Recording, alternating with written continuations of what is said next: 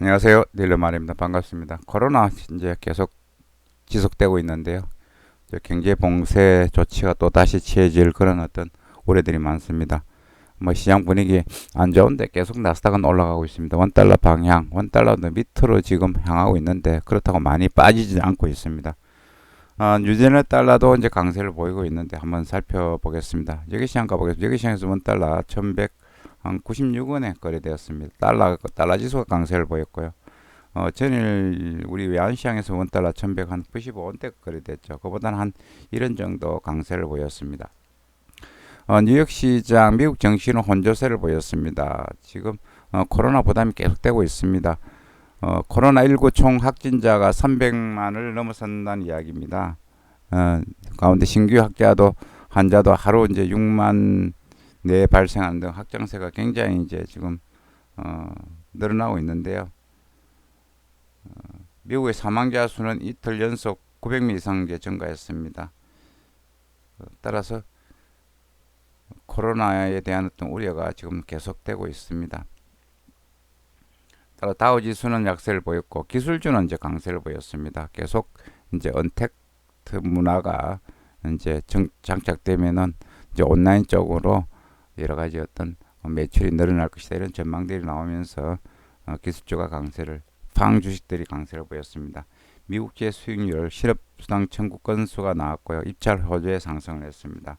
달러 지수는 코로나19 확산되면서 안전자산 통화로서 달러 지수가 강세를 보였습니다. 달러엔 약세를 보였고 유로가 독일 수출 경제 지표가 조금 나쁘게 나왔습니다. 그렇게 되면서 유로는 약세를 보였습니다. 유가는 오펙 회의 앞두고 수요 감소 우려 등으로 유가는 약세를 보였고요. 지금 기업들 실적들도 뭐 나쁘게 나올 것이다 이런 전망들이 있습니다. 따라서 이제 투자자들은 어떤 기업들 실적 이면에 있는 부분들을 이제 보려고 노력하는 그런 모습들이 보이고 있습니다. 미국 연방 대법원은 이제 트럼프 대통령 의혹 수사와 관련하여 그 납세 관련 자료를 갖다가 뉴욕주 검찰 넘기라고 판결을 했습니다. 따라서 어떤 정치적 불확실성도 부담이 되었습니다. 다우는 보시면은 다우는 1.39 빠졌고요. 나스닥이 올랐습니다. 0.53, S&P도 올랐고 계속 지금 뭐 확진자 수가 증가하면서 분위기가 지금 안 좋은 상황이거든요. 일평균 확진자 수 뭐 7만 2천 명 넘어서고 있습니다. 항공 등 코로나 피해 업종 실적 이제 둔화가 확산되고 있고요. 재무부 장관 문호신은 7월 안에 코로나 구호 법안 만들 것, 또 부양책 뭐 할 것 이런 이야기들이 나왔습니다. 내년까지 온라인 식품 판매 무디스가 이야기했습니다. 35, 40분 성장할 것. 따라서 관련 기업들 주가가 많이 올랐습니다. 자, 차트 보면 26,000선이 지금 막히고 있죠. 막히고 있고 또 지표들은 뭐 실업수당 청구 건수 등이 있었습니다. 파우치 미국 국립 알레르기 전염 연구소 소장은 현재 코로나19 발생이 극심한 주들의 재봉쇄를 심각하게 고려해야 한다. 이 말이 조금 시장에 부정적인 요인을 주었습니다. 일단 다우 지수는 26,000선, 25,000 사이의 박스권을 이어갈 것으로 보입니다. 지금 시장 움직임 할 재료는 없고 기업들 실적 발표를 앞두고 있습니다. 자, 달러 지수 뭐 강세를 보이는데 조금 빠졌잖아요. 빠졌는데 관련 주요 통화들 한번 보겠습니다. 보시면은 달러엔은 이제 빠졌고요. 달러엔은 빠졌고 유로 달러도 빠졌습니다. 유로 달러는 독일 수출이 별로 안 좋게 나왔고요. 파운드는 약보합권, 캐나다 달러도 약세를 보였습니다. 호주 달러도 약세, 뉴질랜드 달러도 약세를 보였습니다. 자, 지표가 실업수당 청구 건수가 있었는데 예상치보다는 조금 줄어들었습니다. 그렇다고 고용에 대한 우려가 완전히 가신 것은 아닙니다. 그리고 도매 판매가 있었는데 도매 판매는 전달과 비교 1.2% 감소했습니다. 시장 전망치에 부합했습니다. 달러 인덱스도 뭐 큰 의미가 없습니다. 지금 뭐 96에서 98 사이에 이전 이렇게 박스권을 유지하고 있다. 이렇게 이제 보시면 되고요. 자, 코스피는 전일 좀 올랐다가 상승폭을 하락하면서 0.42%에 마감했는데 코스닥은 많이 올랐습니다. 미국을 포함한 전 세계 코로나19 확진자 수 급증과 외출 제한 조치 제도 도입에 경기 회복 기대에 상승한 미국 증시 영향이 코스피가 약간 상승했습니다.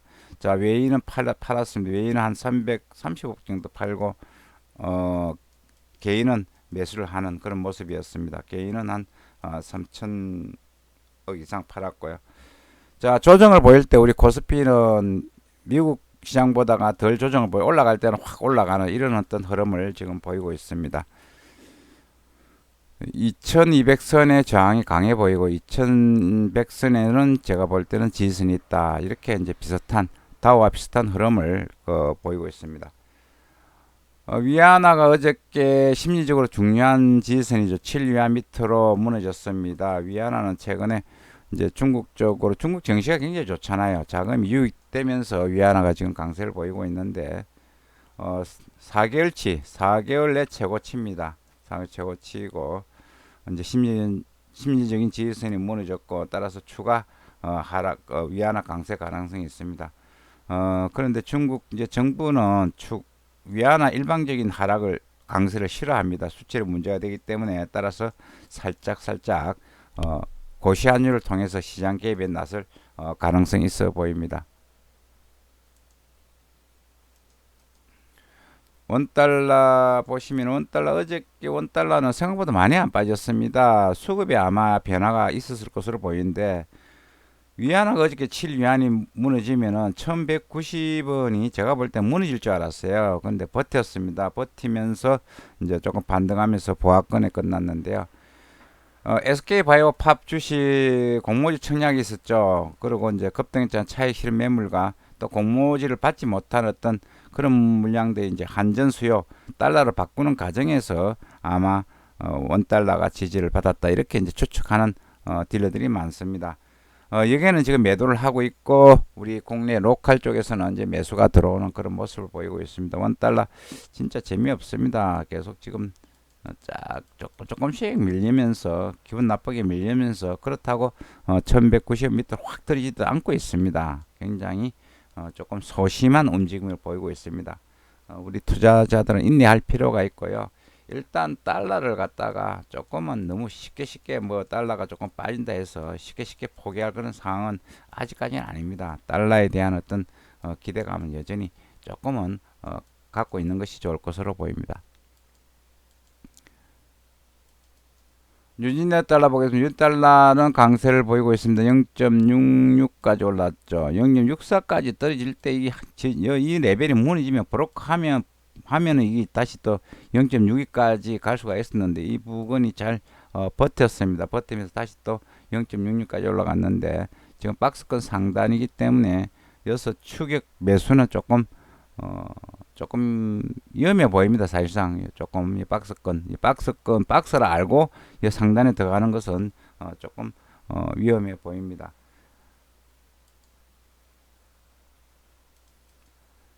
원화에 대해서 유지달러 원화 보겠습니다. 원화에 대해서도 유지달러 원화에 대해서 770m 떨어지는 듯 하더만은 다시 이제 반등을 하면서 뭐 780원, 790원 근처까지 왔습니다. 이 레벨 지금 이 레벨도 조금 무거워 보입니다. 따라서 뉴질랜드 달러 매수하실 분들은 조금 조금 조정을 좀 받으면 요 부분에 한 70원, 75원 부분에서 바이 매수하는 그런 어떤 전략이 괜찮아 보입니다. 자, 비트코인을 움직일 만한 동력이 지금 제로가 없습니다. 계속 이제 박스권을 유지하고 있는데 9,500선 부근에서 이제 저항이 강해 보입니다. 굉장히 좁죠. 지금 9,000에서 9,500 사이 굉장히 어떤 내로한 그런 어떤 범위 안에서 움직이고 있습니다. 이렇게 되면 이제 비트코인 투자하시는 분들은 이제 시장을 떠나죠. 보따리 사서 떠날 가능성이 높아 보입니다. 이 보따리 산 상인들이 어디로 가냐면 금으로 많이 갈 수가 있죠. 금이 많이 올랐습니다. 오르다가 이제 조정을 받는. 미국 증시가 떨어지면은 골드는 올라가는데도 불구하고 어저께 조정을 받았습니다. 1800선에 대한 어떤 부담이 있습니다. 실버도 10개월 최고치에서 밀리는 그런 모습을 보였습니다. 차익 실은 나올 수밖에 없죠. 많이 올랐잖아요. 자, 이상 국제금융시장 외환시장에 대해서 알아봤습니다. 오늘도 즐거운 투자 되시기 바라겠습니다. 감사합니다.